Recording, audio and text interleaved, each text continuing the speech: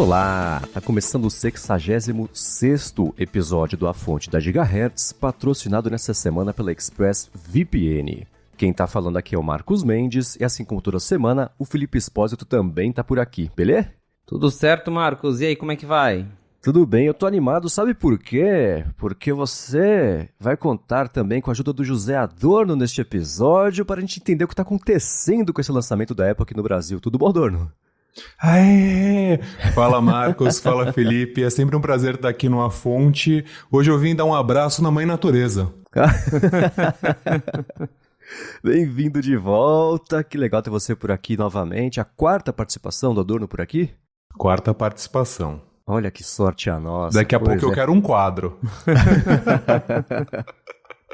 Já que você trouxe esse assunto da Mãe Natureza, deixa eu perguntar pra você o que você achou desse vídeo lá no evento da Apple, porque eu sei que ele dividiu algumas opiniões. Eu escrevi sobre isso lá no Mac Magazine no último fim de semana, e curiosamente fui chamado de ateu por algum motivo, mas ainda assim eu quero saber por quê. O que você achou desse vídeo? Eu acho que foi interessante. Ver o Tim Cook atuando junto com os executivos foi uma coisa que eu não esperava ver tão cedo. Mas, tirando toda essa parte cômica, eu acho que a mensagem foi passada, inclusive como você disse.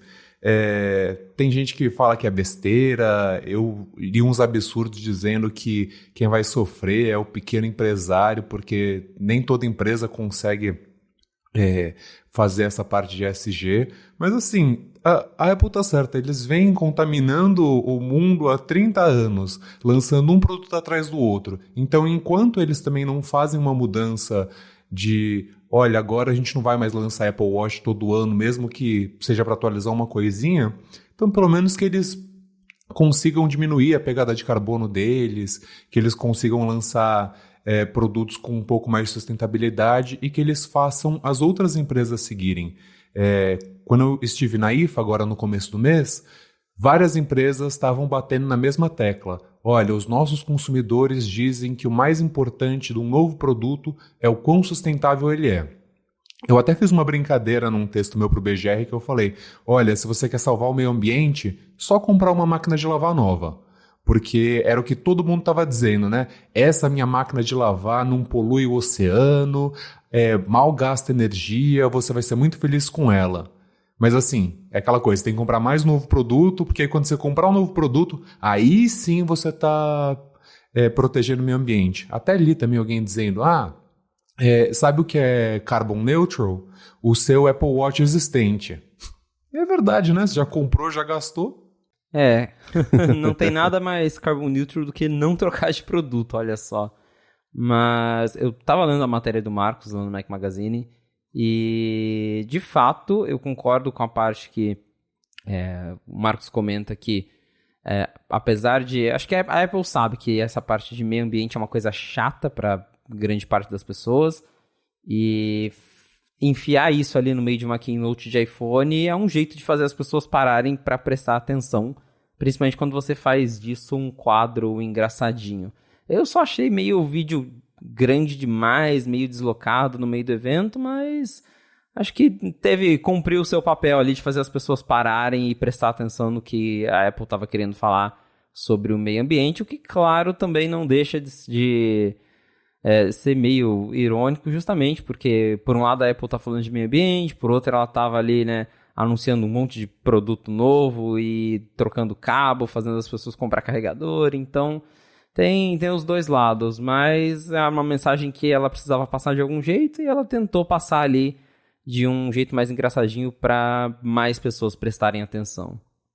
Bom, eu vou, é claro, deixar na descrição aqui do episódio o link para esse texto para vocês lerem o que eu achei, e se vocês quiserem comentar por lá, fiquem à vontade. Agora a gente vai começar aqui com os follow-ups em relação às últimas semanas, e a gente já comentou, deu umas pinceladas sobre a linha de iPads, a gente acho que voltou a falar na semana passada de iPads por conta de um outro rumor aí que pintou, e o Edino Oliveira falou o seguinte, né, que a opinião de um usuário comum sobre iPads. Ele falou que usa o iPhone desde 2008, a esposa desde 2012, ele tem até hoje um iPad 3, ele falou que apesar de muito lento, ainda é útil para leituras e alguns jogos, e a bateria se mantém com uma boa duração.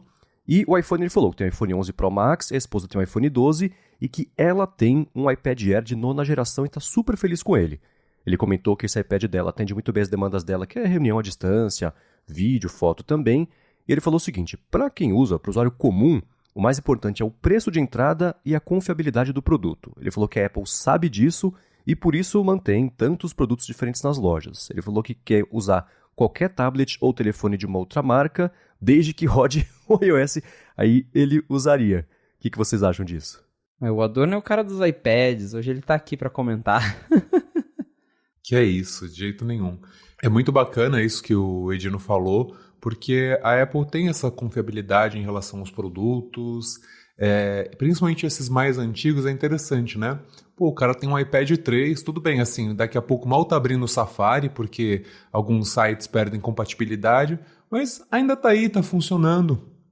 E não é uma coisa que você pode falar de qualquer produto das empresas. Então, assim, a gente tem essa coisa de que gostamos de trocar de aparelho quase todo ano, a gente troca Mac, troca iPhone, troca AirPods. O cara tá aí usando um 11 Pro Max e é perfeitamente bom, o celular atende às necessidades dele, é grande, tem uma boa bateria, a câmera funciona, a esposa tem um 12, é um smartphone de entrada, mas assim, que smartphones de entrada são esses que tem um super processador, a câmera também é muito bacana. É isso que a Apple faz que mantém tanta gente no ecossistema. Você compra um produto, é muito caro, mas você passa anos a fio com ele, recebendo atualização, recebendo suporte. Eu lembro, não dá pra esquecer do iPad 2 que durou um monte, que lançava iPad, morria iPad, lançava outro iPad, e o 2 estava lá na linha, e acho que foi um dos produtos que a Apple mais atualizou, porque ele lançou, tipo, no iOS 5 e foi até quase o iOS 10, se eu não me engano, iOS 9,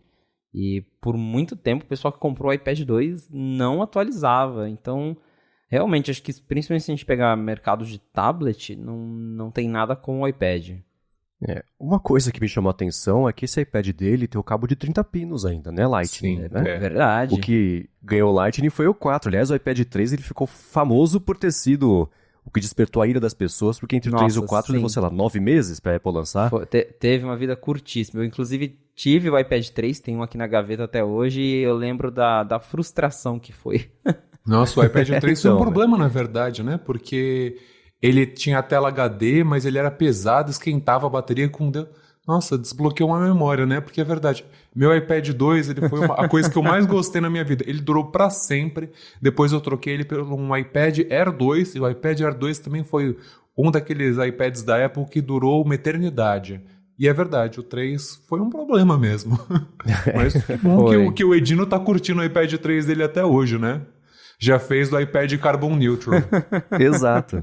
É legal. E você falou, pode até às vezes perder suporte a uma coisa ou outra, e na web principalmente, né? Sei lá, HTTPS, aquelas coisas. A gente tá vendo no ADT, que a gente fez o desafio do ADT, de ver quem consegue rodar o feed e um episódio do ADT no dispositivo mais improvável. O pessoal tá colocando no Nintendo 64, por exemplo, que foi super divertido.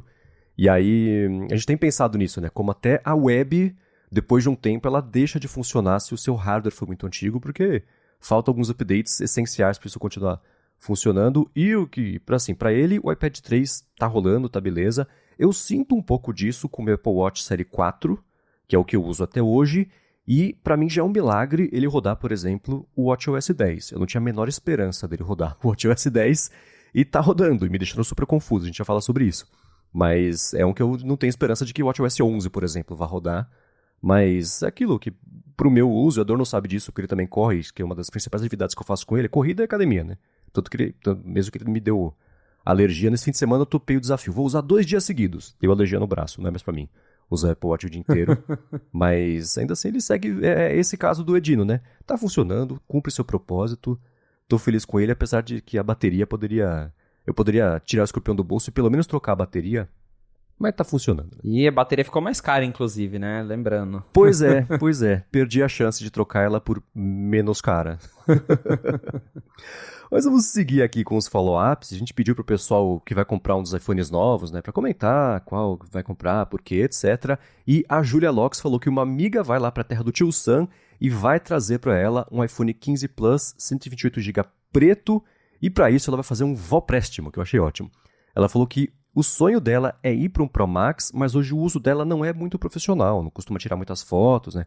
E como a vida dela é 60 Hz, não faz falta uma tela de 120 Hz. E ela falou, pra vocês terem uma ideia, meu primeiro iPhone foi um 4S preto lá em 2016, com o primeiro cartão de crédito ela comprou também o 6S Rose Gold de 64GB e no fim de 2019 comprou um 10R de 64 preto, que tá com ela até hoje, tá vendo aí? Um iPhone 10S também em uso aí. 10R, né? Também usam bastante tempo aí. É isso, a gente tá aqui sempre falando de especificações, mas a gente sabe também que tem uma galera que não tá nem aí pra tela de 120 Hz, não tá nem aí pra ter 5 câmeras atrás do celular e se comprar lá o baratinho vai estar super feliz. Uhum. Eu fico curioso pra saber qual que é o universo de pessoas que compram os iPhones não do ano versus os que compram o iPhone do ano. Porque eu imagino que a galera... E não tô falando assim de comprar, sei lá, um usado, mas que agora que as Fast Shop da vida, os iPlaces da vida vão vender os iPhones de outros anos mais baratos até do que a própria Apple vende, né? Como sempre é o caso, na verdade. Qual que é essa divisão de compra de novos iPhones do modelo do ano versus os anos anteriores, que por conta do preço, eu imagino que seja a maioria que não dá, né, pra você desembolsar 6, 8, 10 paus. Especialmente se for comprar a cada 2 anos. Todo ano esquece, né, mas todo ano, a cada 2 anos, 3. Então eu suponho que os iPhones de outros anos sejam a maior parte aí da parcela de vendas da Apple no Brasil. Não, com certeza. É muito interessante porque realmente você vai olhar e as pessoas continuam apostando no iPhone 11, no iPhone 12, são os produtos que geralmente costumam chamar mais atenção no mercado, né? Se você for ver até hoje, é sacanagem, mas até hoje você consegue comprar iPhone 6S nos marketplaces, no varejo, e tipo, não atualiza mais, mas assim, tem gente que só quer ter um iPhone e tudo mais, seja pela confiabilidade, seja pelo status, a pessoa vai lá e compra um iPhone novo, só que muito mais antigo. Eu achei interessante que a Júlia falou que ela vai pegar o 15 Plus, porque pelas pesquisas que a gente viu, o iPhone 14 Plus não deu muito certo no ano passado também, né? Não foi tão ruim quanto o Mini, mas também não foi tão bom quanto a Apple esperava. As pessoas querem uma tela maior, só que o preço é muito próximo do iPhone Pro, então muita gente não atualiza porque não vale a pena. E é interessante ela pegar aqui no lançamento, né? E já ir direto no 15 Plus. Ela vai ver várias mudanças, né? Vai ter um design novo, vai ter o processador do iPhone 14 Pro, vai ter a câmera de 48 megapixels. Então, assim, ela tá pegando um super celular e falando disso, né? Gosto de tirar foto, mas não tiro muito. A tela de 120 Hz seria muito bacana, assim, o Pro Max é um sonho, mas o 15 Plus vai me fazer feliz. Pois é, agora eu queria saber, Adorno, você comprou, vai comprar, tá de olho em algum dos novos modelos? Olha, eu tô mirando no 15 Pro Max, porque a tela maior, mais bateria é sempre bacana, e eu esperava tanto do 14 Pro Max que fiquei um pouco decepcionado. Achei que a bateria fosse ser melhor, a câmera foi estranha, a gente já falou disso outras vezes, o Felipe é o maior comentador do iPhone 14 Pro Max e como ele foi um downgrade em muitas especificações. Então, apostando mais uma vez no 15 Pro Max, no totalmente preto. Ano passado foi difícil conseguir um grafite, então tive que ir na cor roxa, mas mirando aí no 15 Pro Max preto. Vamos ver. Que aqui a gente vai falar de pré-venda no Brasil, e aqui no Brasil é sempre compra o que tem, não o que você quer. Porque você chega lá na loja, é sempre, não tem dessa cor, tem dessa, não tem desse tamanho, tem desse. Então aqui é sempre meio bagunçado. Mas eu até comentei noutra fonte, estou na expectativa de conseguir também o 15 Pro Max, mas o modelo titânio natural. O titânio natural, se eu for comprar também vai ser esse. E me dói o coração ter que comprar de 256GB porque eu não uso. Eu olhei aqui agora, eu uso 75GB do meu de 128, então 256 vai ser espaço infinito, né? Mas como não tem, no caso do Pro Max, a versão de 128, paciência, mas por enquanto é só um plano, não tenho nada concreto aí para fazer essa compra. Agora, uma coisa que a gente comentou na semana passada sobre aquele lance da radiação dos iPhones 12, etc., o Rambo mandou, gente, faltou esses comentários o seguinte, né, que esse lance da radiação não é a radiação de, sei lá, raio-x, Césio 127 e afins. Ele falou, lembra que pessoal que é só a radiação não ionizante, que é basicamente onda de rádio, só pra gente deixar o pessoal a par e atento no que não é uma coisa assim, né, que o iPhone 12 tava, sei lá, câncer se você usasse ele no bolso. É a radiação que nem... eu até dei uma espiadinha num jeito talvez fácil de tentar explicar. É isso, qualquer tipo de onda de rádio, onda de sinal de TV, tudo isso é essa radiação não ionizante, infravermelho, a luz, né, basicamente. Então, tudo isso entra aí nesse espectro e acho que a Apple já atualizou, né, o sistema para os iPhones 12 reduzirem essa atividade do chip de sinal deles para ficar dentro do que a França esperava lá. Eles falaram que ia lançar uma atualização de software e eu não sei se o 17.0.1 corrige isso, mas provavelmente porque eles falaram que iam cuidar disso logo até pra história morrer logo, porque quando repercutiu todo mundo tava comentando, então é capaz de eles já terem resolvido pra deixar essa história pra lá. Existe uma coisa que é perigosa, é sobre a gente já falou sobre isso algumas vezes, o esforço de você desfazer uma notícia errada ou uma percepção errada é muito maior do que qualquer outra coisa. Nesse fim de semana eu estava em São Paulo, estava lá com meu sogro conversando, ele falou, eu recebi um vídeo, você viu que o iPhone 14 emite radiação? Falei, nossa, olha a volta que uma notícia dá, e a pessoa, tipo, pra ele absorveu isso e... Falei, então, é assim, assim, assado e tal, mas eu não sei o quanto colou, ou se pareceu defendendo a Apple, mas e acho que até por isso que a Apple já foi tão... primeiro, funcionários, ninguém fala sobre isso com a imprensa, com os amigos, nada, e ela própria foi relativamente rápida para resolver isso em relação à França, que os outros países também falaram que iam começar a fazer investigação, etc., para tentar matar essa história, mas tá aí, né? Pro meu sogro era o iPhone 14 que emitia radiação, né? Como, talvez desse jeito é que o Rambo falou que o pessoal pensa em raio-x, em coisas mais perigosas do que de fato é, né? Bom, agora vai ser um follow-up já barra assunto aqui do episódio também, porque a gente comentou na semana passada, né? Que era a semana de updates, né? Feliz dia do iOS 17 para quem comemora, a gente brincou. E saiu o update não só do iOS 17, mas saiu para o iPad, para o Apple Watch, para o Apple TV também, né? Os AirPods foram atualizados com aquelas funcionalidades todas de volume personalizado, Conversation Awareness, etc. Eu, desde que a Apple anunciou isso lá no WWDC, fiquei curiosíssimo para mexer nos AirPods. Aí eu vi a matéria do Night 5 Mac, tá aqui, instale o beta em 17 passos fáceis. Falei, nope, deixa eu esperar sair. Saiu, né? E eu tô adorando o volume personalizado. E ainda é estranho, assim, você abre a torneira, aumenta o volume do que você está escutando. Não é uma coisa natural. Me distrai um pouquinho e eu percebo, nossa, olha, aumentou, que coisa, né? Então, na rua, passou algum caminhão, uma coisa assim, também ele aumenta o volume. O Conversation Awareness, que é aquele que ele reduz ou pausa, não é esse? Eu confundo os termos ainda. Por favor, detecção de conversa. Ah, ok. A detecção de conversa, esse... Eu usei já do jeito que ele foi planejado, então a Larissa chegou esses dias, eu comecei a falar com ela, ele reduziu, pausou ali o podcast que eu estava ouvindo, e beleza, mas eu fiz um teste, falei sozinho, e ele não estava cantando, mas só para ver o que ia acontecer, né? E ele reduziu, pausou, então acho que para quem canta muito em casa, talvez não seja mesmo a função ideal, pelo menos o funcionamento disso, mas a parte do volume personalizado eu tô achando super bacana, e não testei o negócio de você... se colocar ou se tirar do mudo, porque eu não recebi nem fiz ligações na última semana. Então, eu não sei. Mas pra vocês, como é que tá esse uso? Eu desliguei o volume personalizado porque eu tava achando estranho. Tava mais me incomodando do que me ajudando. Porque toda hora, justamente, eu parava e ficava prestando atenção. O volume tá mudando. E aí eu fui lá e desliguei. O recurso de detectar ali quando você tá conversando, pra ele alternar por modo transparência... Eu tenho usado bastante quando eu tô na rua, caminhando. E aí eu uso ele combinado com o modo adaptativo. Porque quando eu tô em casa ou quando eu tô em algum lugar específico, eu deixo no modo isolamento de ruído total e não quero saber de barulho. Mas quando eu tô na rua eu acho bem interessante, porque ele isola, mas ele também, sei lá, vou atravessar a rua, eu consigo ouvir que tá vindo um carro, mesmo que mais baixinho, mas... eu consigo ouvir, então acho super legal para fazer caminhada e com a detecção de conversa ligada, se eu vou falar com alguém, eu entro, sei lá, no mercado, vou conversar com alguém, automaticamente ele já corta o som, diminui o som e eu consigo conversar de um jeito mais normal. Então, no geral, uma atualização bem interessante, eu gostei desses novos recursos. Também ainda não testei o botão de mutar e desmutar, mas tá aí novos atalhos para os AirPods, né? Novos recursos para os AirPods Pro.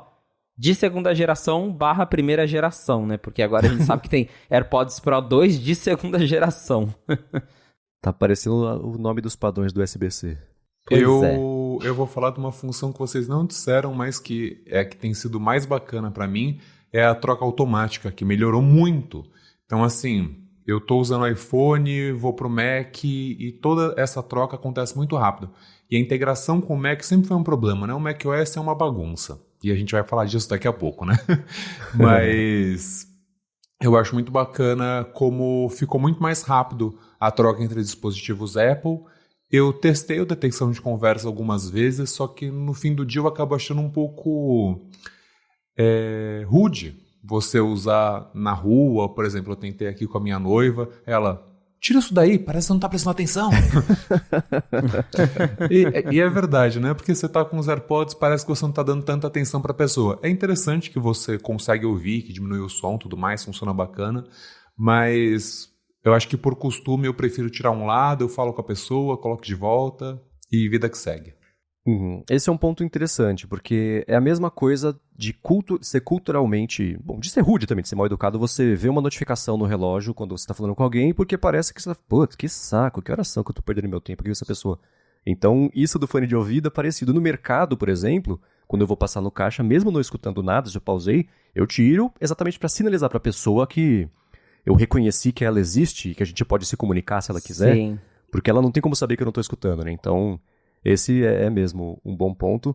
E eu usei exatamente uma vez falando com a Larissa assim, e ela não comentou, mas eu devo ter falado estranho para tentar falar ininterruptamente para a música não voltar e eu escutar o que ela ia ter a dizer. Então eu devo ter feito de um jeito, falado ali de um jeito estranho. Mas a parte do volume personalizado, o Felipe percebeu que nem eu. Nossa, peraí, tá aumentando, tá reduzindo, mas não me fez rejeitar. Esse eu tô usando e tô gostando. E reage super rápido, né? Sei lá, eu ligo o liquidificador, a torneira, rapidinho ele já aumenta o volume. Reduzir, eu acho que ainda não aconteceu. Não sei se ele reduz. Quer dizer, se parar o barulho, ele volta ao volume que estava antes, né? Mas ele reduzir proativamente, eu não sei se eu já passei por isso, não. Uma coisa que eu ativei, isso já é falando do iPhone agora, mas que eu não vi o alerta ainda, o que talvez seja uma boa notícia, é aquela função que fica de olho na distância que você está usando o iPhone para falar, pô, distancia um pouco isso do rosto, que vai te fazer mal para os olhos. Então, que ele usa ali não sei se é a câmera frontal, o Face ID, que ele mede basicamente a distância que você está do aparelho, e se você usar por muito tempo, muito próximo, ele fala, distancia um pouco. Ah, agora beleza, agora usa daí nessa distância que tá bom. Vocês ativaram, testaram isso aí, já viram esse alerta, não? Pior que eu nem sei se isso vem ativado por padrão, porque eu vi, né, durante os betas uma galera que recebia esses alertas. Ah, então tá explicado. Porque eu nunca vi, então é isso. Nem ativei no meu iPhone. Eu ativei e, como bom míope, foi frustrante. Aquela coisa de usar na cama, não sei o quê. Aí começou a me encher muito o saco. Falei, não, vou utilizar de maneira proativa, né? Eu quero ter consciência de que eu preciso afastar o telefone, mas às vezes ele nem tá tão perto assim, só que o sistema TrueDepth entende que tá, e ele fala, por favor, afaste o iPhone. Aí eu pareço aqueles pais de óculos de multifocal, e aí afasta aqui, e aí depois volta, tipo, não, sem condição. Ok, vamos ver se nos próximos dias aparece alerta, ou se não, se a minha visão está em dia. O que é curioso, o Rambo brinca, né, que eu sou o edge case humano pra tudo, essa parte de visão também, porque minha família inteira usa óculos, menos eu. Então, nessa parte, deu certo. Eu, pelo menos por enquanto, não vou precisar usar. Agora, eu sei que o Adorno foi uma metralhadora de reviews lá pro BGR, inclusive, entre a gravação e a publicação desse episódio vai sair um outro review, e também pode falar sobre isso. Eu quero saber como é que tá o seu uso, primeiro sobre o WatchOS 10, porque eu tô bem confuso com ele, eu não sei mais chegar em nenhum lugar, o que os botões fazem, mas você que imagino que usou o beta por mais tempo, já tá mais aclimatado com como ele funciona? Desde o beta 1, então assim, já ficou comum. Fiz também uma matéria de gestos para também entender, foi engraçado, minha mãe chegou aqui no final de semana, ela falou, eu atualizei, mas só tem uma coisa que eu não sei o que eu faço. Eu passava aqui os mostradores e agora não funciona mais. Não, mãe, agora você tem que pressionar a tela e aí você tem que mudar desse jeito. Não dá só para você fazer essa mudança de um lado para o outro. Então, imagino que assim, ela como usuária comum, como muitas outras pessoas, estão sofrendo um pouco. Nossa, eu simpatizo com a sua mãe sobre essa parte de troca de watch face, porque me incomodou muito. Ative modos de focos. Eu faço isso. Enquanto eu tô trabalhando, eu uso uma. Quando eu tô no modo pessoal, eu uso outra. Quando eu vou dormir, é outra. Quando eu tô em atividade, é outra. E por aí vai. Mas eu gostei. Eu entendo que, assim, a Apple faz essas mudanças de gestos porque eles vão mudar alguma coisa muito maior. Então, talvez não seja pro Series 9, mas talvez o já tão esperado Series 10... ele vai ter alguma coisa muito diferente, ou eles vão tirar algum sensor, ou vão adicionar alguma coisa, e é por isso que eles estão fazendo essas mudanças. Mas é uma questão de prática mesmo, é que você tem aquela memória de como uma coisa funciona, daqui umas 2 semanas você vai ver que já fica mais fácil de usar e a vida segue. Eu gostei do WatchOS 10 e a minha função favorita, que você no Series 4 não tem, é o medidor de luz, que ele diz o quanto tempo você passou no sol. É uma besteira, mas tipo, eu acho tão bacana, eu abro o aplicativo Saúde e aí tá lá, você ficou 20 minutos, 50 minutos, 100 minutos. E como eles estão com todo esse foco na saúde mental, e essa é a grande atualização do WatchOS 10, eu acho que eles vão acabar combinando tudo isso. Então assim, olha, os dias que você passou mais tempo na rua são os dias que você registrou que você estava mais feliz, e aí isso tá aqui no seu Journal App. Então, eu tenho achado bem interessante essa medição. Eu gosto de logar como que eu estou me sentindo, apesar de que, assim, é no fim do expediente e logo depois que eu fui dormir. Então, nem sempre eu consigo logar. Eu acho que a Apple poderia deixar a gente mudar a que horas que a gente quer receber esses alertas, porque até o momento, assim, ele me manda a notificação 3 horas e 10 da noite. E nesses horários, assim, ou eu tô ocupado ou não quero fazer. Mas tenho gostado dessa pegada de saúde mental.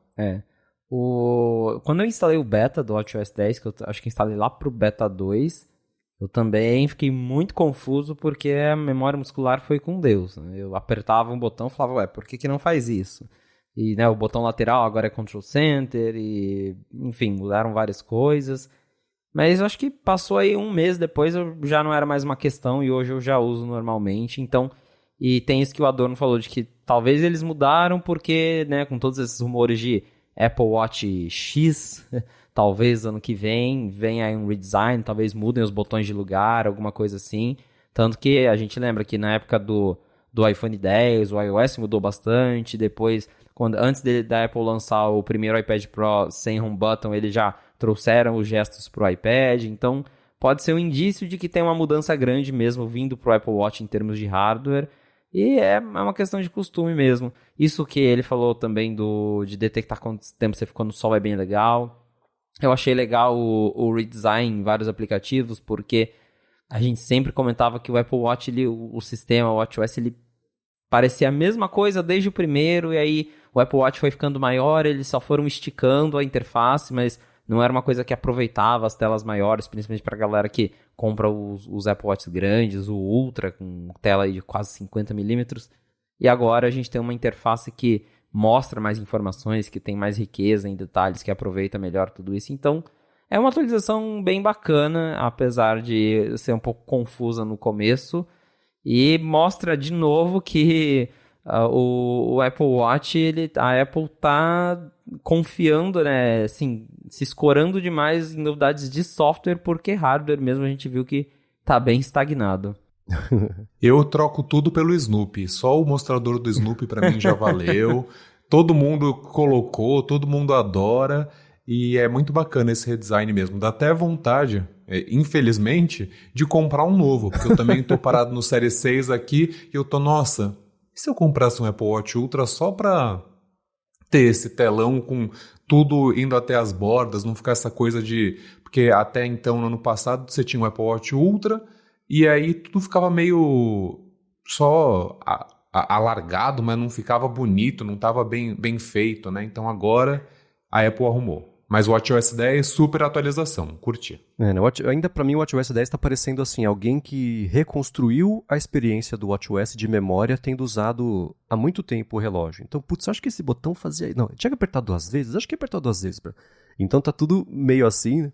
E para mim, pelo menos no onboarding ali, quando eu fui instalar e usar, da primeira vez ele fez agora isso aqui, você aperta 2 vezes, aperta aí. Aí apertava, isso, parabéns, agora sim, você aperta uma vez para chegar aqui. Legal.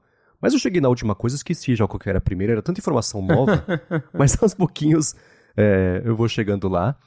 E uma coisa que vocês comentaram, e disso que o sistema agora está mais acomodado para tela grande, não é só a interface esticada desde o primeiro.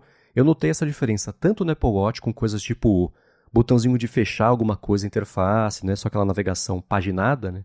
E na Apple TV também eu notei um pouco disso. Tem muito alerta, com pop-up mesmo, uns modaizinhos, uns boxezinhos assim.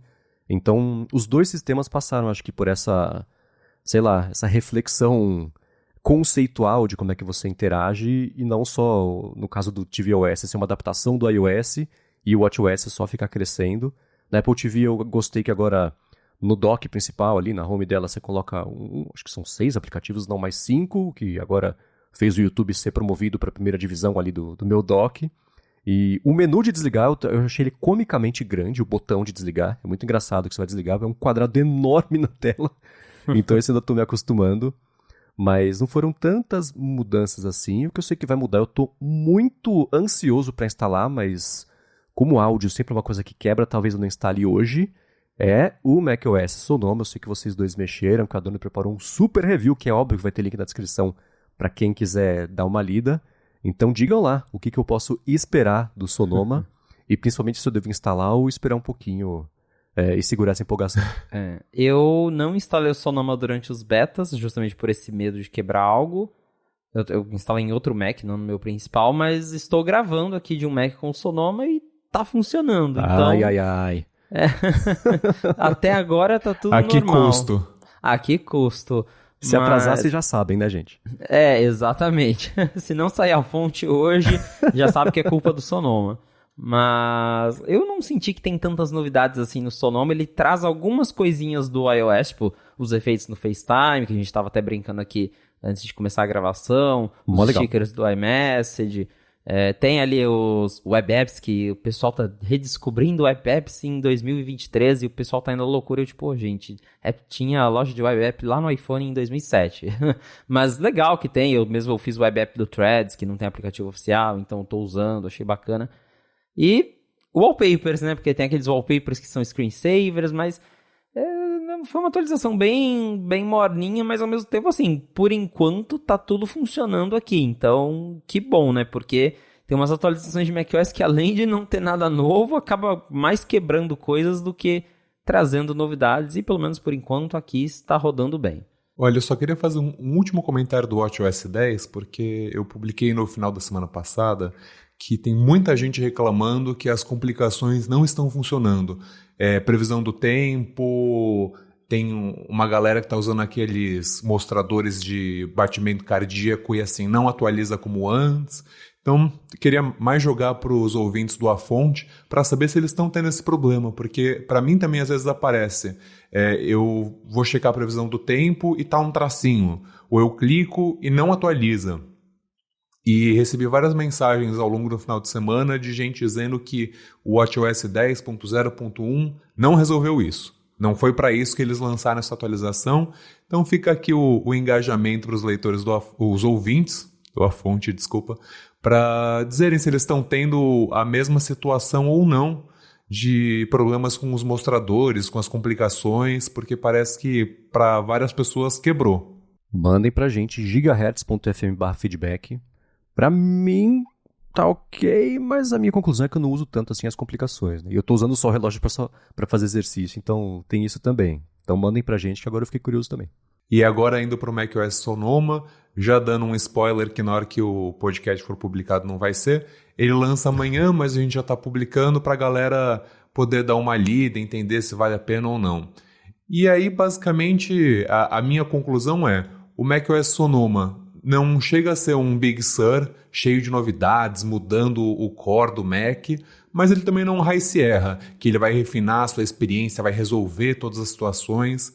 E assim, a gente vem de um macOS muito bugado, né? O Ventura ficou meses com problema na central de notificações, teve toda a questão com o Safari, então Foi um sistema que demorou para crescer. E geralmente quando a Apple faz besteira com um macOS, no próximo eles falam, não, vamos resolver, vamos limpar a casa e depois a gente começa a adicionar novas funções.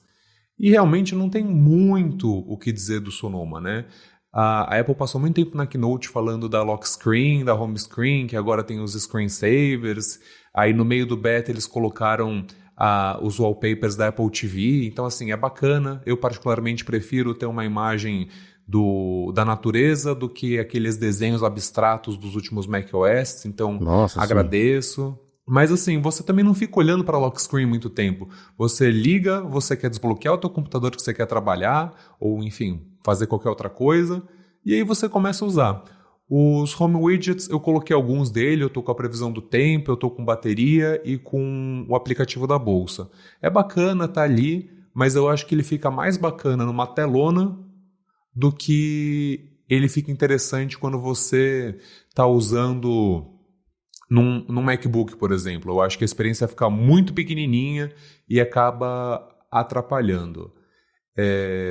Aí eu falo também um pouco do FaceTime e do iMessage. O FaceTime está cheio de novidade, como se ainda fosse o meio da pandemia e a Apple quisesse que você usasse desesperadamente. Só que assim, eu nunca usei o FaceTime para fazer uma videoconferência e a única coisa que realmente eu acho bacana é que às vezes minha avó me liga assim, o brilho do meu iPhone diminuiu, eu não sei como ligar de volta. Aí eu vou, peraí, aí eu vou lá, compartilho minha tela e falo, você faz isso, isso e isso, ou ela compartilha e a gente se resolve. O iMessage, que não é uma coisa que todo mundo usa no Brasil, mas aqui a gente usa, né? Pelo menos o nosso pequeno grupo de fanboys da Apple. E tem umas coisas que não faz sentido, por exemplo... a Apple não trouxe o menu do iOS 17 para o macOS Sonoma, então você vai ter uma experiência diferente. E quando você manda um live sticker, se você manda do iPhone para o Mac, ele fica grande, mas se você manda do Mac para o iPhone, ele fica do mesmo tamanho. Aí eu coloquei um screenshot da diferença. Você fala assim, uma coisa tão besta, né? Uma pequena atenção a detalhe que eles largaram mão. Por fim, para também não dar todo o spoiler do review, eu só queria falar do Safari. Uau, o Safari é uma coisa. Eu acho que ele adicionou várias funções super interessantes, desde o Web Apps que o Felipe falou, mas também pode criar perfis, você tira todo aquele tracker das URLs, que, por exemplo, você pega alguma coisa do Twitter e vem um monte de informação que é para justamente saber para onde você mandou, quem clicou, e ele tira isso. Então, que bacana, que legal, né? Pelo menos te dá um pouco mais de uma sensação de privacidade. Porém, eu tenho um problema muito sério de gasto de memória no Safari. Se eu deixo uma página aberta por muito tempo, se eu estou escrevendo um longo artigo, ele aparece, essa página está usando muita memória. Aí, em seguida, começa a travar. E aí eu tenho que dar um reload na página. E isso não acontece, por exemplo, no Edge. Eu fiz um teste com o BGR. O BGR em 5 minutos estava usando 2,5 GB de memória. E aí no Safari estava usando 100 MB. No Edge, desculpa, estava usando 100 MB. Então eu virei um devoto do Microsoft Edge. Eu acho que ele é muito bom, ele resolve a minha vida. E assim, eu adoraria voltar para o Safari. Mas ele simplesmente não dá para você trabalhar, não dá para você fazer nada, porque ele fica consumindo memória sem parar. Então, decepcionado com o Safari. E aquela coisa, são bugs que vêm de sistemas anteriores, não foi agora que isso está rolando. Isso está rolando já tem uns 2 macOS e eles não resolvem, eles colocam funções novas em cima de bugs antigos. Então, a minha conclusão é, não atualize se você usa um aplicativo muito específico, computador é diferente de celular, as empresas demoram mais para atualizar softwares importantes, então não vale a pena. É melhor esperar um pouco. Eu vou te fazer uma pergunta que é obrigatória nesse assunto. Você testou no Chrome? Porque o Edge é baseado no Chrome, tem tudo aquilo, né? E o Chrome já é famoso por ser pesado e um devorador de memória RAM. O Safari está começando a ficar com esse problema. E o Edge baseado no Chromium não apresentar esse problema, você testou no Chrome para ver essa comparação?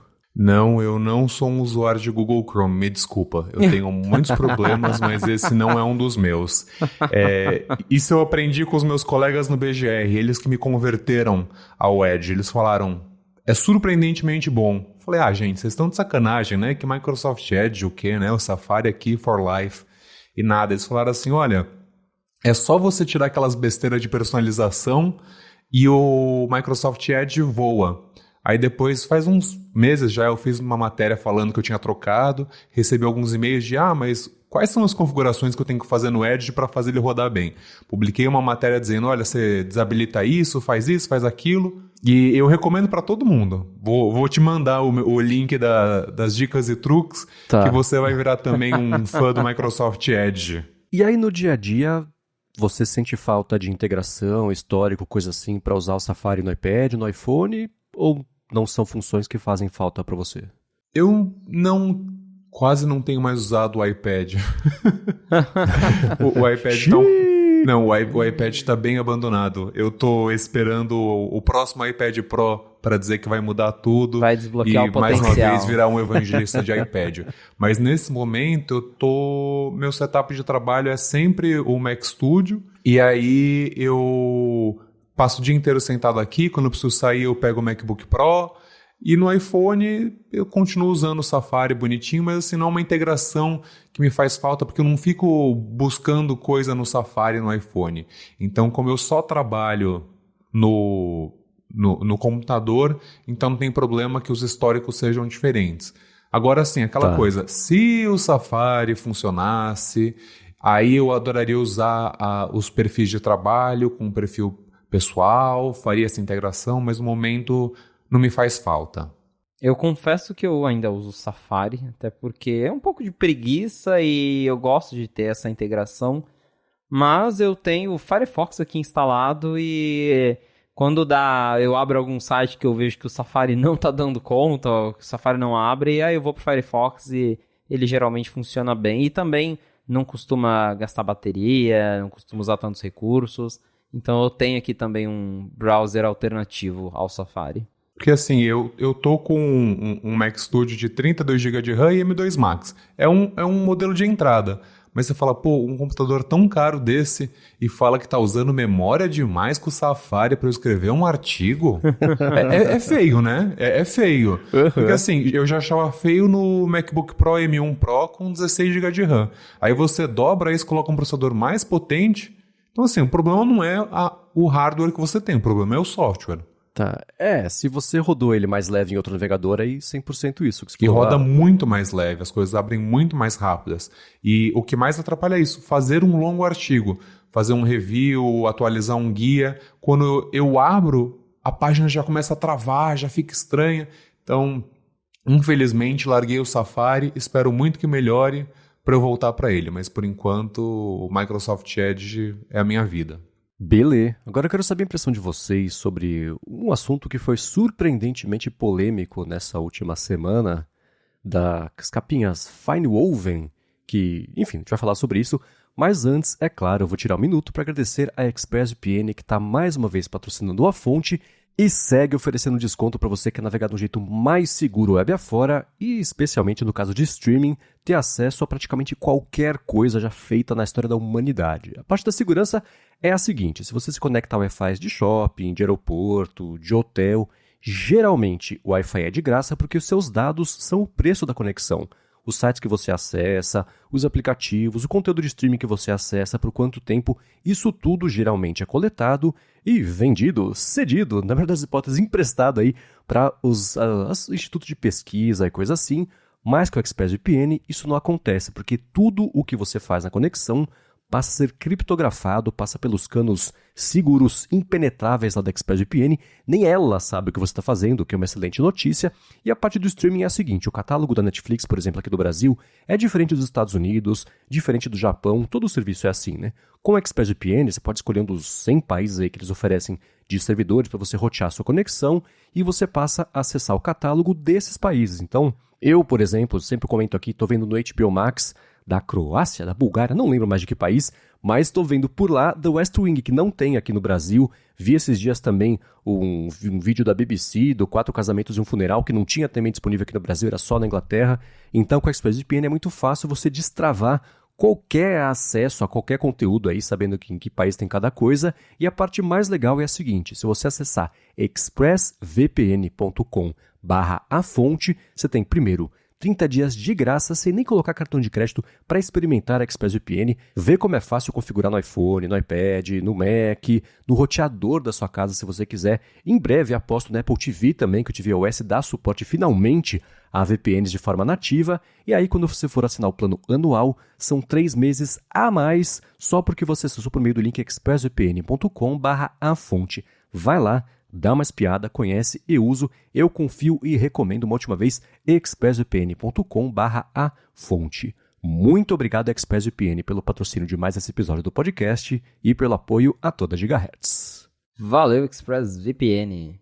Vamos lá, no dia do evento, quando a Apple anunciou as capinhas, Finewoven, etc., ela confirmou um rumor que por pouco tempo foi improvável. Depois que pintou o nome que ia ser Finewoven, acho que todo mundo passou a acreditar que a capinha ia se chamar isso mesmo, ia ser isso mesmo. Ela apresentou a capa como a candidata a substituta às capinhas de couro, pelo mesmo preço das capas de couro, e todo mundo ficou meio cético com essa decisão, né? E aí corta para na semana passada, quando as pessoas passaram a receber e a usar, etc. Eu acho que a gente até chegou a comentar que teve algum youtuber que falou, putz, meio frágil isso aqui, meio ruim, hein? Não recomendo não. E a gente falou, tá, youtuber é youtuber, né? Mas foi passando a semana, foi passando aí os dias, o que aconteceu foi que a gente passou a ver cada vez mais críticas do pessoal que recebeu, que passou a usar, e as críticas vão desde o Federico Vittiti, por exemplo. Cara, eu saí, fui no bar ontem à noite, a hora que eu olhei aqui, a capinha tá com uma mancha de um líquido, tipo quando cai, sei lá, sopa no sofá, aquela coisa que fica aquele líquido, aquela coisa. Aí o pessoal mostrou também, isso eu acho inaceitável. Aí eu lembrei daquela minha matéria do Mac Magazine, né? O design da Apple está morto. Você encaixa o iPhone na capinha, não fica perfeitamente encaixado. Você vê que o furo do USB-C, ele tá meio torto, tá meio para direita. Ali você vê um dos preguinhos só que prendem o iPhone. E para piorar, nem todo o cabo USB-C, dependendo da grossura ali do encaixe, encaixa perfeitamente na capinha. Então tem diversos problemas acontecendo, o pessoal comentando que ela é muito frágil, a parte de arranhão. Eu vou deixar na descrição a foto aqui de alguém, esse aqui é o mostruário da loja da Apple em Chicago, não sei onde era. E as capinhas todas super arranhadas, com, sei lá, pouquíssimos dias de mostruário. Eu sei que mostruário tem uma questão, né, que nem sempre o pessoal usa com muito cuidado ali, mas ainda assim tá estranho, tá diferente o que tá acontecendo. Um contraponto, né, pra gente ser justo aqui. O nosso amigo Rodrigo Castro, abraço pra ele inclusive, ele falou o seguinte, né, opinião não popular. Ainda não tenho nada contra as capinhas Finewoven da Apple e até gostei do material. Os botões em metal, que eu nem sabia que tinham, são muito bons e ele já está usando tem 2 dias sem nenhum arranhão ou sujeira na parte de trás. O Rodrigo fala, né? Falei que ainda não tenho nada contra, porque as capas de silicone da Apple, por exemplo, são boas também, mas ficam destruídas muito fácil, um absurdo pelo valor que cobram. Ainda não sei como é que vai ser no longo prazo com a Finewoven, mas estou vendo gente com o mesmo tempo de telefone que eu, com a capa já manchada ou arranhada, dizendo que o material é ruim e não tive a mesma impressão até agora. É importante dizer também que nunca tive experiência com as capas de couro da Apple, que não gosto de couro, então não sei o que ela está substituindo. Seja como for, né? Bacana ver o contraponto do Rodrigo neste momento, tá me parecendo a minoria das impressões, mas que bom que ele tá feliz com essa capinha. E eu quero saber de vocês o que diabos está acontecendo com essa Finewoven. Eu ainda não coloquei as mãos em uma, José Adorno e eu até tentamos encontrar, e nós vamos falar mais disso daqui a pouco, mas vendo o que o pessoal tá postando, já é basicamente, confirma o medo que eu tinha quando essas capas vazaram pela primeira vez, que eu fiquei vendo esse tecido, a primeira coisa que eu pensei isso aí vai encardir de um jeito, e parece que o problema não é nem só encardir, tem essa foto que o Parker postou que ele foi o Parker Ortolani, ele postou no dia do lançamento, ele foi numa Apple Store, e ele mostrou lá que as capinhas do mostruário já estavam todas arranhadas, que lógico, o pessoal fica tirando, colocando a mão, só que o problema é que os arranhados, pelo que eu vi nos vídeos, né, da galera que já tem, os arranhados, eles ficam permanentes. Você passa a unha ali e não sai mais. Porque o couro, eu já tive tantas capas de silicone, capas de couro da Apple. O couro, se você, por exemplo, arranha ou tá no bolso, passa numa chave, se você esfregar o dedo em cima, aquele arranhado ele some, né? Com o tempo o couro vai envelhecendo, mas é um envelhecido até bonito, assim. E agora com essa Fine Woven, você passou a unha ali, ela risca permanente. Você derrubou, igual você falou, ele parece derrubou sopa no sofá. Realmente, essa capa parece que é um tecido de sofá. Parece tecido de estojo de escola. É verdade. Pois é. E aí você derruba alguma coisa, já mancha permanente. Então, pô... E tem esse ponto que o Rodrigo falou de que as capas de silicone da Apple são meio ruinzinhas. Eu concordo, elas são ruinzinhas. Eu já tive algumas... Não, elas são boas, mas ficam destruídas muito fácil. Eu acho que isso não é um bom adjetivo para boas, mas... Que boas são essas? O problema é justamente que são acessórios caros, e pelo menos eu já achava isso das capas de silicone. São acessórios caros e que se destroem com facilidade. Eu já tive várias de silicone e assim, só que não com dias, mas assim, com, sei lá, 2 meses de uso, ela já tava toda perdendo a cor, descascando, meio oleosa, não ficava uma coisa bonita. As de couro duram mais, eu comprei uma de couro no ano passado pro meu 14 Pro, não uso ela todo dia. Ela dá pra ver que ela está envelhecida, tem alguns riscos, mas não é nada assim tão horroroso. E acho que o problema da Fine Woven é que a Apple ela lançou uma capa que é claramente barata em termos de construção e tá tentando vendê-la como algo tão premium quanto o couro. Não é. Ela tá longe de ser premium quanto o couro. E, de novo, a gente volta naquela discussão de que o couro, o meio ambiente, a Apple tá se livrando do couro. Só que ela tentar introduzir um negócio no preço do couro, que sim é um material super premium, que é um material que dura mais, que é mais resistente, e lançar algo que claramente não é tão resistente, que não tem uma qualidade tão boa, e que é feito de um material que com certeza é muito mais barato do que couro, e ela cobrar os mesmos dólares que ela cobrava pela capa antiga, aí eu acho complicado. Acho que essa capa, sei lá, ela tinha que custar o mesmo que a de silicone para talvez a gente conseguir justificar a existência dela. E considerando tudo isso que tá rolando, eu me pergunto se essa Fine Woven vai durar mais uma geração de iPhone, porque eu conversando com algumas pessoas, eu vi o pessoal me falando que eu tava na Apple Store no dia do lançamento, e eu vi que muita gente já tava devolvendo as capinhas porque não gostou. Comprou, usou ali na hora e viu que não é legal e devolveu. Então, talvez, sei lá, a Apple acabe até descontinuando esse material, porque, embora tenha aí pessoas falando que, né, até agora tá tudo bem, a vasta maioria que eu tenho visto, inclusive meus colegas de trabalho, falaram que não estão gostando da qualidade dela, não. Realmente, porque a gente sempre pega no preço americano, né? Mas se eu for falar aqui em reais, você tá falando de uma capinha de mais de R$700 que não parece boa. Claro, a gente precisa dar uma olhada, ver como que fica na mão, tudo mais, mas não parece que a situação tá boa para Apple nessas cases. E para ser sincero, na verdade, nenhum dos últimos acessórios, né, seja case de silicone, seja clear case, seja capa de couro, é muito comum que elas desgastem mais do que deveriam, as de silicone encardem, as de couro elas só ficam boas se forem pretas, porque se elas tiverem outra cor, o couro envelhece muito mal, e agora essas ficam marcadas, ficam encardidas. Tudo bem que também tem uma galera que usa de qualquer jeito, né? De tipo, olha como isso é ruim, e aí tipo, mete o dedão, não faz um uso normal do produto. Mas, pelo menos, o que a gente tem visto até agora é que essas cases estão muito caras e estão sendo vendidas de uma maneira muito premium para um produto que não é premium. É muito bacana a iniciativa da Apple de fazer com um produto reciclado, de fazer de um material que você pode reciclar, mas não vale o preço. A princípio, não parece que vale o preço e nem que vai durar por muito tempo, como o Felipe disse. Eu tenho essa desconfiança também. Eu, por exemplo, o couro, aquela coisa ali velho, surrado, é que nem, sei lá, um jeans velho, isso, ele, nessa maltratada que ele recebeu na vida, vai ficando bonito, né? Então, é que nem, sei lá, tem no livro lá, o Design by Apple em Califórnia, que tem um iPhone de primeira geração, todos, não tá arriscado, mas tá tipo sujo, envelheceu. mal, mas fica bonito nessa envelhecida. A capinha das de couro faziam isso, essa não tem essa expectativa.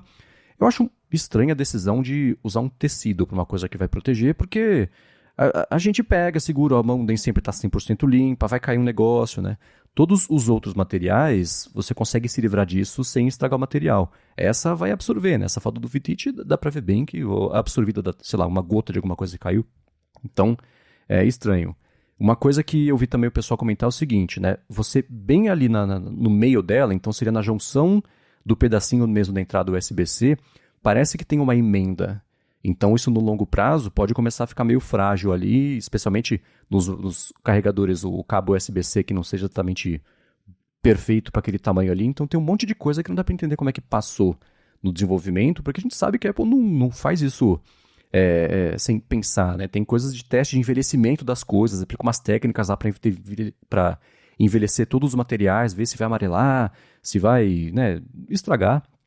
Então, esse ou é o tipo de coisa que, sei lá, a gente vai falar sobre isso porque não tem o que dizer e todo mundo vai se acostumar com a ideia de que a capinha é assim que ela foi feita e vai funcionar e beleza. Ou, e aí vai a minha hipótese, muito parecida com essa do Felipe, sim, não dura até o iPhone 16 e pode ser... vai aproveitar uma sexta-feira no fim do dia. O Matthew Pazzarino não tá mais no TechCrunch, por ele ser o cavaleiro do apocalipse da Apple, para falar sobre os fins de produtos e cancelamentos. Mas que ela vá ser recolhida. Couro não sei se volta, mas que essa foi uma tentativa e nesse momento parece que foi um tropeço que é meio incomum da Apple fazer de coisas lançadas, digo, né? Porque de ideias que ela anuncia depois não chega no mercado, a gente sabe que não é mais tão raro assim, mas isso aí, sei lá. Mas eu tô curioso pra mexer. Eu passei na Apple Store de São Paulo no fim de semana e perguntei por ela. Aparentemente tinha em estoque pra comprar carteira, mas ela ali pra mostruário pra ver não tinha. Já pode ser uma dica aí, né? De por que não tem mostruário, né? Com base no que a gente viu no exterior de elas já ficarem um pouco mais maltratadas aí. Mas, sei lá. Mas assim, você que está escutando, se você também comprou, se você está usando, manda impressões positivas ou ruins a respeito disso, porque a gente quer saber o que vocês acham, a experiência de vocês, porque a gente está tendo um recorte muito pequeno de pessoas que, não é que elas estão procurando o problema para poder postar sobre isso, mas que estão prestando muita atenção nesse aspecto, e talvez não seja o único desse uso. Então manda lá, gigahertz.fm/feedback para a gente poder trazer isso aqui nos próximos episódios. Agora, uma coisa que vai acontecer, talvez, entre a gravação de hoje e a gravação da semana que vem, é o lançamento dos iPhones, porque o que sei que está confirmado, né, é a pré-venda que deve começar aí na quarta-feira, dia 27, e a pré-venda vai até o dia 29, então dia 29 pode acontecer alguma coisa, pode não acontecer, mas o que vocês já apuraram aí, que vocês fizeram um tour pelas lojas de São Paulo nas últimas semanas? Felipe e eu demos uma de Dora Aventureira e exploramos a cidade de São Paulo atrás de informações sobre o iPhone 15 perdido. E a gente ouviu de tudo, né? Ouviu de não estamos nem um pouco preparados, ouvimos que lançam na sexta-feira, ouvimos também dizendo que lança só no começo de outubro. Então, assim, vai ter pré-venda, mas só começa a chegar em outubro. E você, Marcos Mendes, ouviu coisas também, né? Então, assim, tá todo mundo ouvindo coisas. Tá todo mundo ouvindo coisas. Exato. A coisa que eu ouvi é que chega na sexta-feira, não só iPhone, mas Apple Watch também, mas foi uma das coisas que eu ouvi. Vocês ouviram outras coisas também. Então, eu acho que até com base no que a gente vê de estoque lá fora e do quão rápido alguns modelos se esgotaram, se você quiser comprar, independente de quando for a começar a venda mesmo, já tenta garantir na pré-venda agora na quarta-feira, só para não ter nenhum imprevisto e, sei lá, né, passar a receber... Não dá pra saber como é que vai ser o estoque que vai chegar aqui, né? Eu sei que, por exemplo, lá fora, se você que for comprar agora, vai chegar acho que em novembro. O 15 Pro Max, só os outros você consegue. Ah, ok. Já é melhor. É que agora os iPhones vêm de barco, né? Então, né? Muito legal que o Brasil vai receber logo, no mês de lançamento lá fora, chegar aqui também. É inédito isso. Mas vão chegar 10? Vão chegar 200 mil? Vão chegar 5? Não dá pra saber, né? Oficialmente, a Apple só tem a pré-venda, e a pré-venda dia 27, e não diz quando o iPhone chega, e os demais produtos estão em breve. Então, isso que o Marcos falou, hashtag exclusivo aí, que deve chegar tudo junto. Bacana. Agora, cabe a gente esperar para ver. Tá bem atípico esse lançamento, porque assim, lançamento de iPhone no Brasil sempre é meio confuso, porque demora um mês, mas aí várias vezes já aconteceu de tem o lançamento com data confirmada, só que aí vem poucas unidades, sempre tem confusão, nem todo mundo consegue o modelo que quer. Esse ano tá super atípico porque, primeiro, a Apple confirmou essa pré-venda uma semana depois do lançamento nos Estados Unidos, que é um first pro Brasil. Acho que nunca aconteceu isso da gente ter uma pré-venda tão rápido aqui.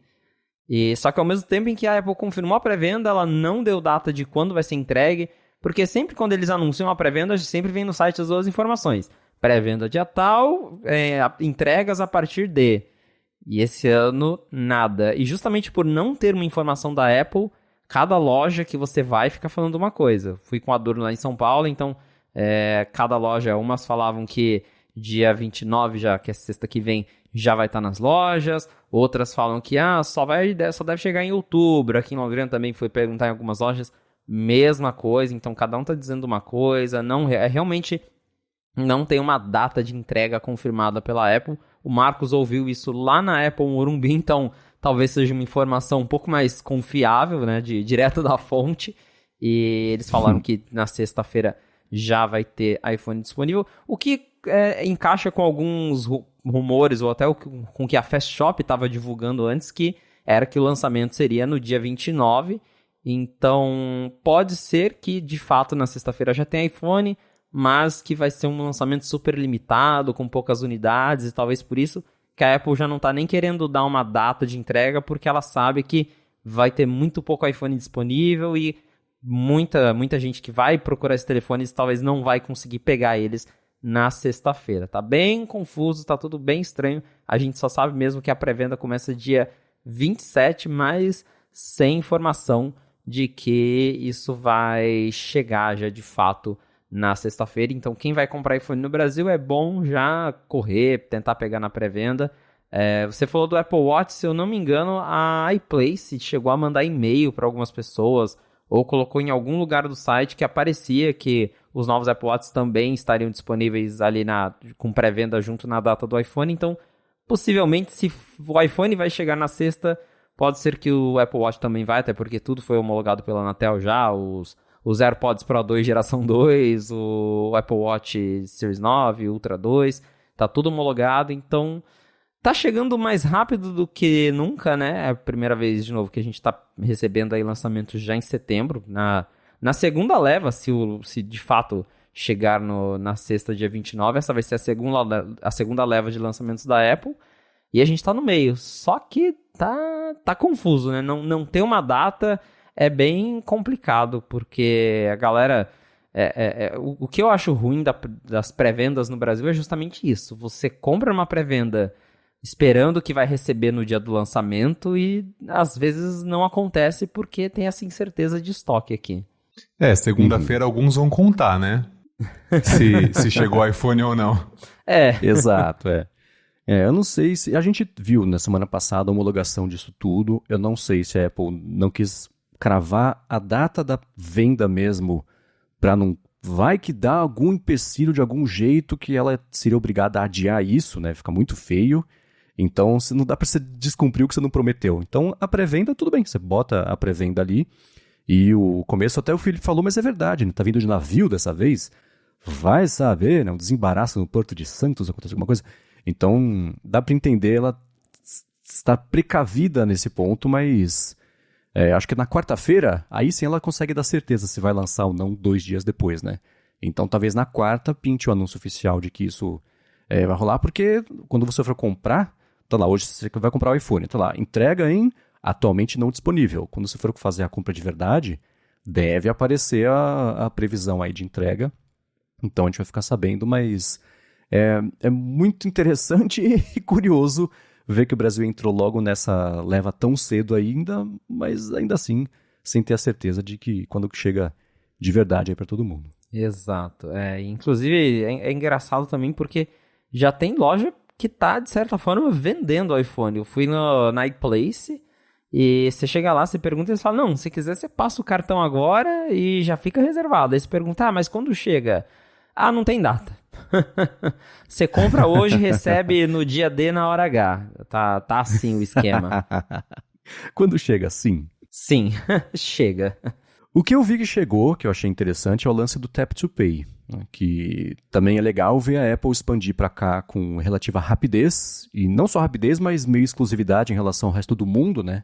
E a gente sabe que Brasil e cartão é uma coisa que andam muito juntas e muito bem, então a Apple não é uma surpresa de por que ela colocou isso aqui, mas o Apple Card, por exemplo, não tem no Brasil e nem em qualquer outro lugar do mundo, mas o Tap to Pay chegou e para quem de vocês quer resumir o que é, pra gente poder falar sobre isso em seguida? Então, o Tap to Pay é basicamente uma API, que é uma API restrita, não é todo mundo que pode usar, mas que permite transformar o iPhone em maquininha de cartão. Então, se você tem um aplicativo que suporta o Tap to Pay, você basicamente pode aceitar pagamentos por aproximação, seja com Apple Pay, com a carteira do Google, ou encostando um cartão com NFC no iPhone, e aí você pode receber pagamentos. A Apple lançou o Tap to Pay ano passado nos Estados Unidos e considerando que a gente está recebendo isso um ano depois, antes de vários outros países maiores, é bem impressionante ver isso, porque foi lançado nos Estados Unidos, acho que no começo do ano, se eu não me engano, não, foi lançado em fevereiro, isso. Foi lançado em fevereiro. E aí depois ela expandiu para Taiwan, aí Reino Unido.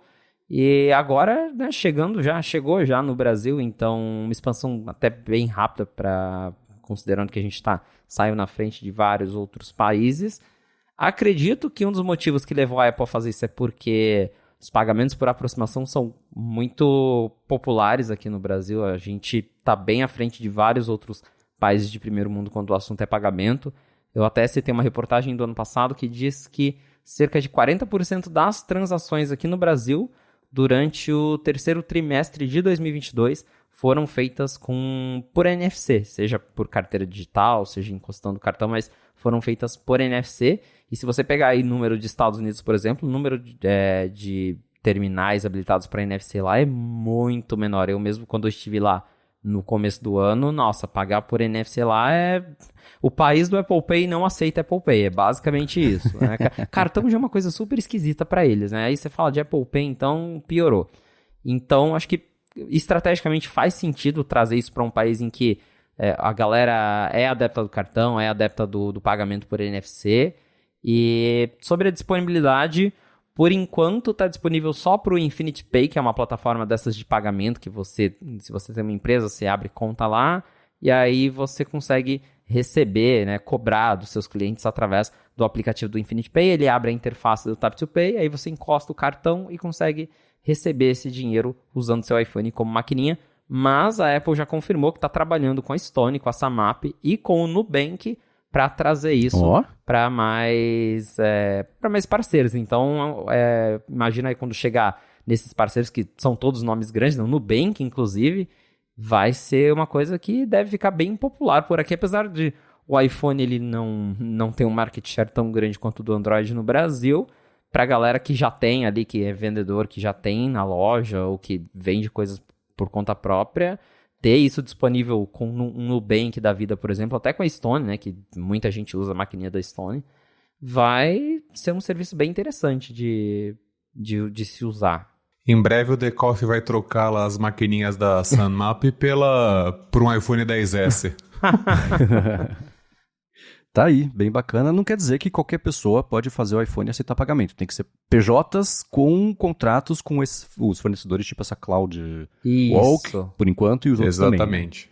É isso, não é tipo o recurso lá dos Estados Unidos de transferência de dinheiro de pessoa para pessoa. Apple Pay Cash, é uma coisa né? mais...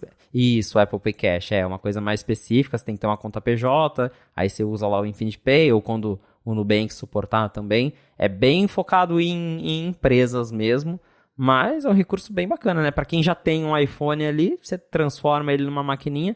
Agora, desde quando lançou esse recurso, eu sempre fico pensando que seria muito legal se o iPad ganhasse NFC para ter isso, porque lá nos Estados Unidos, o que eu vejo de lugares que tem iPad com aquele terminalzinho da Square que vem separado e você conecta no iPad, aí eu fico, Apple, você tá perdendo a chance de enfiar um NFC no iPad de uma vez e né, imagina, você só chega lá, você encosta no iPad, não precisa comprar acessório, acho que seria bem bacana.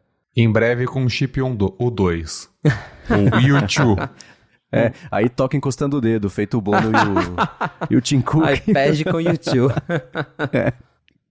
Muito bem. E também de coisa, acho que isso envolve o Brasil, no fim das contas também. No fim de semana, eu e o Felipe, eu não sei se o Adorno recebeu, eu sei que eu e o Felipe recebemos uma caixinha da Geonave com 2 coisas bem interessantes. Uma, agora finalmente, o Adorno mostrou que ele também recebeu, estamos todos aqui para falar sobre isso, então... É uma que eu achei super interessante, que agora eu finalmente tenho alguma coisa, tipo um AirTag, que é o My Finder Card. Ele usa a rede Find My, o buscar lá do iPhone, e é do tamanho do cartão de crédito, você põe na carteira ali. Foi super legal para configurar, que você tem que chacoalhar um pouquinho, eu achei o máximo ter que chacoalhar um pouquinho. E a segunda coisa também, uma bateria... o que a gente conhece já, aquelas baterias externas, né, grandonas assim, de 10 mAh, e o lance dela é que ela tem um carregamento por indução, além do carregamento por USB-A, por USB-C também, e por ser MagSafe, dá para colocar o iPhone de lado e já vira um standzinho para usar ele no, como é que chama? O Standby Mode, não é modo cabeceira, a gente falou sobre isso no DT. Em espera. Em espera. Muito bem, então eu finalmente abri, talvez não é a primeira vez, mas por assim, pouquíssimas vezes na vida eu abri o buscar para fuçar e ver que tem, porque não tem uso, né? Agora eu tenho, tá lá configurado o cartão, vai ser ótimo quando eu for viajar, por exemplo, usar ele na mala de viagem para poder fazer acompanhamento e, enfim, a bateria eu consegui testar no fim de semana mesmo, porque eu fui para São Paulo, usei só ela para carregar o iPhone da noite de sábado para domingo e achei super legal ele ter aquele apoiozinho, um kickstandzinho que você dobra ali, um origamizinho para deixar ele de pé e usar ele no modo em espera. O que vocês acharam desses dois? Eu achei muito legal o cartãozinho, porque o AirTag para carteira ele tem um formato meio gordinho, aí você coloca ele dentro da carteira, fica aquele calombo, né? Então não é muito legal. E o cartãozinho ele encaixa perfeitamente, não faz calombo na carteira, então já gostei. E às vezes eu não gosto muito de sair com carteira, e dependendo do lugar que eu vou, eu tenho medo de só, sei lá, eu levo meu RG e enfio um cartão dentro ali para emergência. Aí eu enfiei junto ali o rastreadorzinho, então ele é bem mais prático do que um AirTag para este cenário. Ele não tem aquela busca precisa, porque daí precisa do Ultra Wideband da Apple, então você consegue ver ele no mapa, ele toca o alarme sonoro, que inclusive é um alarme bem alto até, mas ele não tem a busca precisa, porém, acho que para usar ali na carteira, para deixar dentro ali, é super legal, gostei bastante. A bateria também é bem bacana, porque ela...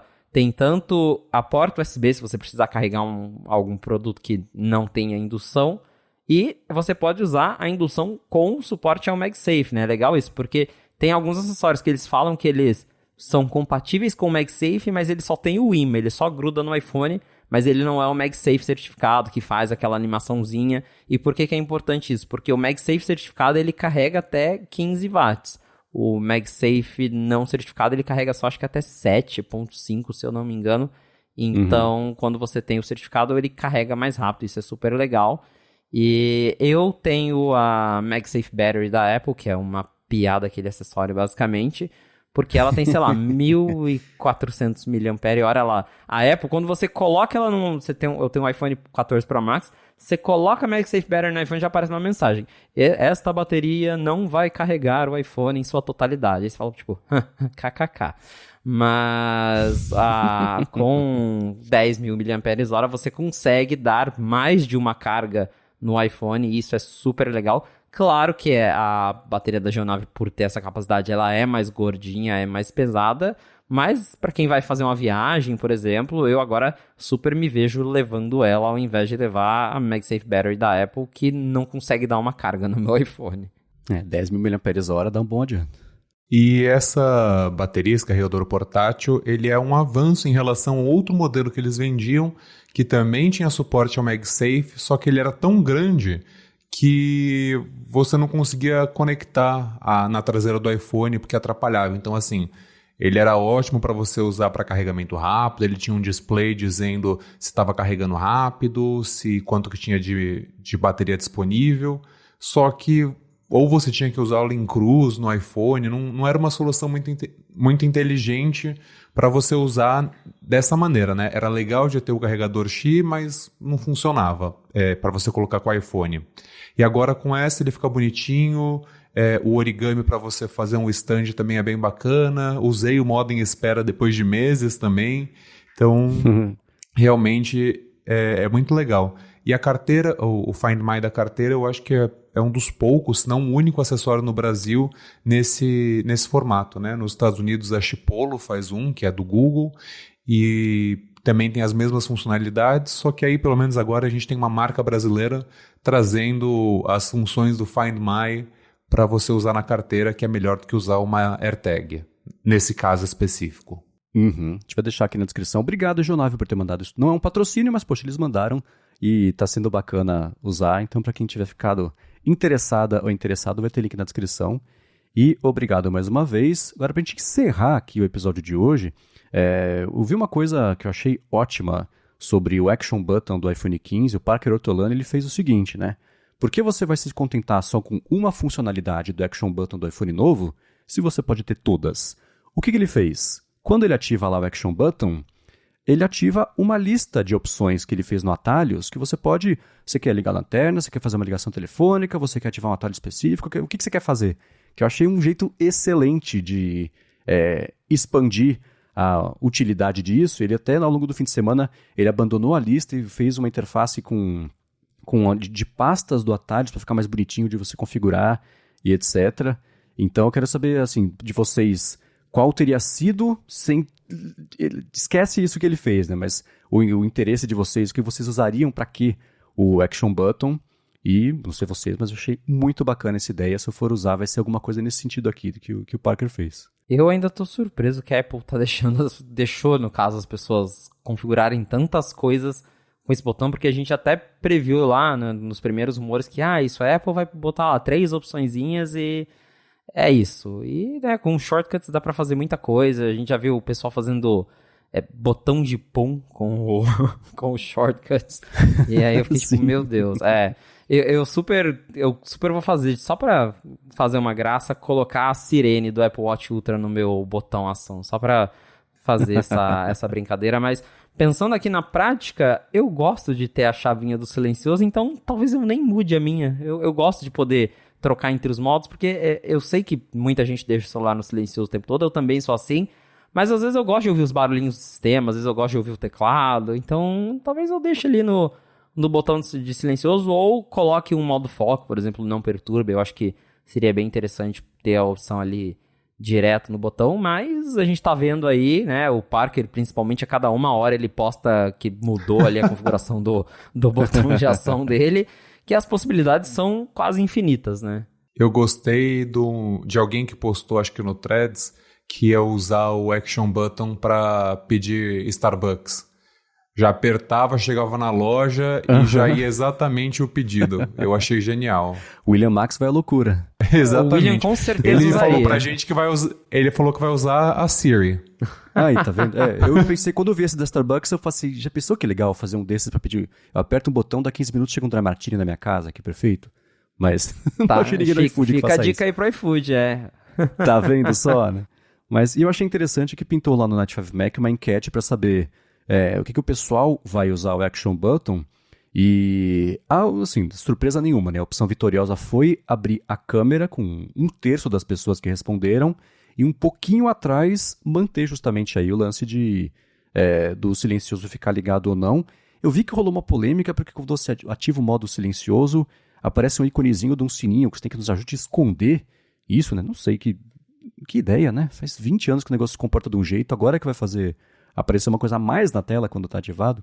Mas dá para entender porque você não tem um jeito visual de saber se ele está ativado ou não, porque sumiu aquele risquinho vermelho, né? Então, ok, mas ainda assim, falei, poxa. Eu vi que o pessoal tava surtando por causa disso. Então, né? Mas tá aí. Eu vou deixar na descrição aqui o link para quem quiser voltar ou dar uma espiadinha, mas eu com certeza... O lance da câmera eu acho curioso, né? Tudo bem que se você estiver dentro de um aplicativo e precisar urgentemente abrir a câmera, você aperta o Action Button e beleza, mas eu sempre mexi no iPhone tentando eliminar as redundâncias das coisas. O aplicativo de câmera, por exemplo, você tem 2 jeitos já na tela bloqueada. Arrasta para o lado da tela, abre a câmera, ou aperta o botão, abre a câmera. Nunca usei, por exemplo, aquele atalho da central de controle para abrir a câmera, que já é um 3º jeito. Então acho que a câmera é o aplicativo já que é o mais acessível de qualquer lugar que você esteja do iPhone, Mas ainda assim o pessoal gosta da ideia de você fazer virar ali o aplicativo da câmera direto com ele, mas esse lance de fazer um menu para escolher na pós qual que é a coisa que eu quero fazer que o Parker mostrou, eu achei super legal e certamente vai ser o que eu vou fazer. Comprando aí o iPhone 15 ou um que tenha também esse botão. Agora, eu menti pra todo mundo, falei que era o último assunto, não era, tá? Porque a gente esquece o formato de podcast, a gente vai fazer um último follow-up, que é pra falar sobre o lançamento, que o Felipe lembra, foi tanta coisa que aconteceu nesses últimos dias que passou meio batido, exceto pra quem acessa o Nova Post, porque o Adorno sempre atento publicou, Beats Studio Pro, em terras tupiniquins, finalmente. Tá vendendo aí já, né? A Adorno testou, eu testei, lançou nos Estados Unidos, foi mês passado ou foi em julho? Agora eu já até esqueci. Em julho. Foi em julho. Então, 2 meses aí, chegou no Brasil, tá vendendo R$3.000. É carinho, mas ao mesmo tempo é mais barato que os AirPods Max, que custam 6.000 e alguns quebrados. E, né, nós já comentamos nossas primeiras impressões, já escrevemos sobre... Eu gostei dos Beats Studio Pro, eu ainda não acho que eles sejam tão bons quanto os AirPods Max, porque logo quando a Apple anunciou eles, pelo fato deles terem lossless, USB-C, a galera tava sempre comentando, tipo, AirPods Max Killer, e eu entendo que ele é melhor em vários aspectos, mas ao mesmo tempo, no som ali, usando no dia a dia, eu ainda gosto mais dos AirPods Max, porém, para quem não tá a fim de gastar R$6.000 num fone... Para um fone de R$3.000, ele é bem bacana. O cancelamento ativo de ruído dele é bom, ele tem os modos de perfil, é um pouco confuso de usar, mas assim, no fim das contas, é um Beats. Quem gosta de Beats vai encontrar felicidade e conforto nele, mas realmente eu sinto que o acolchoado dele da orelha, ele é um pouco raso demais, então o seu ouvido já fica direto no falante, o que não acontece com o AirPods Max. Se você tem uma orelha um pouco maior, a tua orelha vai atrapalhar, porque também o Beats Studio é maior do que o solo era, mas também não é tão maior assim. Então, assim, acho que todos nós caímos nessa falácia de que o Studio Pro ele ia matar o AirPods Max, mas não, realmente são produtos em preços diferentes, em acabamentos diferentes, com tecnologias diferentes. E agora a gente tem um produto muito mais barato com lossless, né? Que é o AirPods com USB-C. Por $20 ou R$219, você pode aproveitar o Apple Music na sua melhor qualidade. Mas ele é bonito, né? Então, assim, ele está disponível em preto, azul escuro, marrom escuro e areia. E eu acho que a graça da Beats é esperar uma edição especial e comprar a edição especial exclusiva, bonita, seja da Disney, seja com um rapper famoso, seja com um artista gráfico da Califórnia. Sempre tem alguma coisa interessante acontecendo com a Beats, então é bom saber que chegou, mas é legal esperar por uma releitura dele. Com certeza vai ter. Com certeza. E um último adendo aqui que eu vi agora, enquanto a gente tá gravando, que saiu... Não sei se saiu agora, mas eu vi agora, né? O teardown do iPhone 15 Pro Max da iFixit. Então, pra quem quiser ver como é que é a pecinha lá do... Tetra Prisma. Tetra Prisma, exatamente. Vou deixar na descrição aqui a pecinha, pra quem quiser ficar pra ver, que assim como eu ficou curioso pra dar uma espiadinha. Adorno, muito obrigado por ter tirado um tempinho da sua manhã ocupada de segunda-feira aqui, horas antes da publicação do seu super review do macOS Sonoma, para falar com a gente. Quem quiser te encontrar, faz como? No threads, @josefadorno. Boa, e também o pessoal, é claro, pode ler o seu trabalho lá no BGR, no Nova Post também. Parabéns que os dois trabalhos estão excelentes. Felipe, para falar com você. Bom, valeu Marcos, obrigado audiência por ter ficado com a gente até o final de mais um episódio do A Fonte. Um abraço pro Adorno, e se você quiser me encontrar nas redes sociais pra gente bater um papo, é só me procurar no @felipe.exposto, lá no Threads também, tô no TikTok, YouTube, só me encontrar por lá. Muito bem, para me achar é no Instagram, no Threads e também no Mastodon como MVC Mendes. Lembrando que se você quiser mandar feedbacks, perguntas, comentários, vai em gigahertz.fm/feedback Os links de tudo que a gente comentou vai estar na descrição aqui do episódio, ou então se você acessar gigahertz.fm/afonte/66. Lembrando que quiser acompanhar também, eu participo aqui na Gigahertz do Área de Trabalho e Área de Transferência, participo do Hipsters Fora de Controle para a Lura, que sai toda sexta-feira sobre IA aplicada, e escrevo para o Mac Magazine. Adorno, obrigado mais uma vez pela sua presença. Pessoas, obrigado mais uma vez pela audiência de vocês, e a gente volta na segunda que vem. Um abraço e até a próxima. Um abraço e muito obrigado.